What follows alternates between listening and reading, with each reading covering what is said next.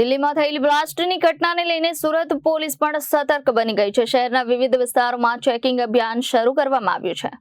દિલ્હીમાં થયેલી બ્લાસ્ટની ઘટનાને લઈને સુરત પોલીસ પણ સતર્ક બની ગઈ છે। શહેરના વિવિધ વિસ્તારોમાં ચેકિંગ અભિયાન શરૂ કરવામાં આવ્યું છે। ખટોદરા, અલથાણ, પીપલોદ, લાલગેટ અને ચોક બજાર સહિતના વિસ્તારોમાં વાહનોની તપાસ શરૂ કરવામાં આવી છે। પોલીસ ટીમો દ્વારા ભીડભાડવાળા વિસ્તારોમાં ખાસ ચેકિંગ હાથ ધરવામાં આવ્યું છે અને દરેક શંકાસ્પદ વ્યક્તિ અને વાહન પર નજર રાખવામાં આવી રહી છે। સુરક્ષા એજન્સીઓ હાઈ એલર્ટ પર છે અને શહેરવાસીઓને સાવચેત રહેવા અપીલ કરવામાં આવી છે।